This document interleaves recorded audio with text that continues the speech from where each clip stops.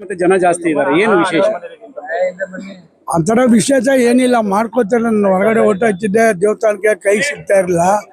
ಈ ಸರಿ ನಾನು ಎಲ್ಲೋದ್ರೂ ಫೋನಲ್ಲಿ ಮಾಡ್ತಾರೆ, ತಿರ್ಗಾ 3 ಸಲ ಬಿಟ್ಟು ಬಂದರು ಮನೆ ತಕ್ಕ ಬರ್ತಾರೆ ಅಂದ್ಬಿಟ್ಟು ಒಂದು ತಿಂಡಿ ಉಪಹಾರ ಏರ್ಪಡಿಸಿ ಬಂದವ್ರಿಗೆಲ್ಲ ವಿಶ್ ಮಾಡ್ಕೊಂಡು ಹೋಗ್ಲಿ ಅಂತೇಳಿ ಇವತ್ತು ನಾನು ಮನೆ ಬಿಟ್ಟು ಎಲ್ಲೂ ಹೋಗ್ಲಾ, ಇಲ್ಲೇ ಇದ್ದೆ. ನಿನ್ನೆ ರಾತ್ರಿ 12 ಗಂಟೆ 12 ಕಾಲಿಂದಲೂ ನಿರಂತರವಾಗಿ ಬರ್ತಾ ಇದ್ದಾರೆ. ಅವ್ರೇನು ನನ್ನ ಮೇಲೆ ಒಂದು ಪ್ರೀತಿ, ಭಾಳ ಅಬ್ಬರಿಯಾಗಿದ್ದೀನಿ ಕ್ಷೇತ್ರದ ಜನಕ್ಕೆ ಅಷ್ಟೇ. ಬಿಜೆಪಿಯವರು JDS ಇಬ್ಬರು ಬಂದ್ರು ಒಂದು ಮಾತು ಹೇಳ್ತಾ ಇದ್ರು, 2028ಕ್ಕೆ ಜವರಾಯಗೌಡರು ಶಾಸಕರಾಗಬೇಕು, ಮುಂದೆ NDA ಸರ್ಕಾರ ಸಚಿವರಾಗಬೇಕು ಅಂತಕ್ಕಂಥ ಆಶಯ ವ್ಯಕ್ತಪಡಿಸಿದ್ದಾರೆ. ಅವ್ರ ಅಭಿಪ್ರಾಯ ಏನಿದೆ ಖಂಡಿತ ಒಪ್ತೀನಿ.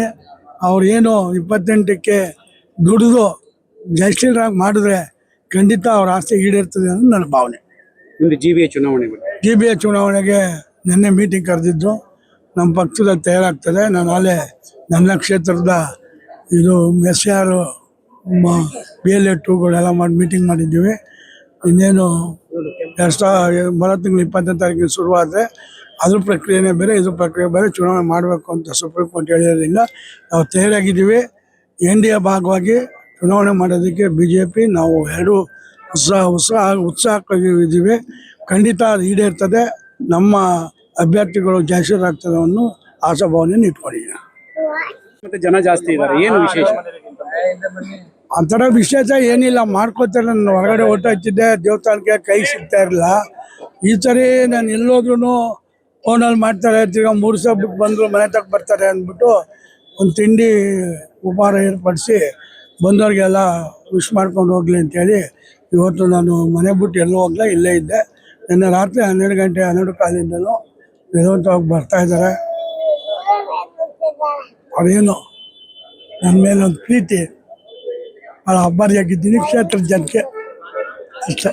ಬಿಜೆಪಿಯವರು JDS ಇಬ್ಬರು ಬಂದ್ರು ಒಂದು ಮಾತು ಹೇಳ್ತಾ ಇದ್ರು, 2028ಕ್ಕೆ ಜವರಾಯಗೌಡರು ಶಾಸಕರಾಗಬೇಕು, ಮುಂದೆ NDA ಸರ್ಕಾರ ಸಚಿವರಾಗಬೇಕು ಅಂತಕ್ಕಂಥ ಆಶಯ ವ್ಯಕ್ತಪಡಿಸಿದ್ದಾರೆ. ಅವ್ರ ಅಭಿಪ್ರಾಯ ಏನಿದೆ ಖಂಡಿತ ಒಪ್ತೀನಿ.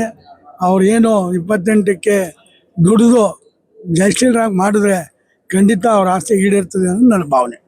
ಮುಂದೆ GBA ಚುನಾವಣೆಗೆ ನಿನ್ನೆ ಮೀಟಿಂಗ್ ಕರೆದಿದ್ದು, ನಮ್ಮ ಪಕ್ಷದಲ್ಲಿ ತಯಾರಾಗ್ತದೆ. ನಾನು ಅಲ್ಲೇ ನನ್ನ ಕ್ಷೇತ್ರದ ಇದು SR BLA 2ಗಳೆಲ್ಲ ಮಾಡಿ ಮೀಟಿಂಗ್ ಮಾಡಿದ್ದೀವಿ.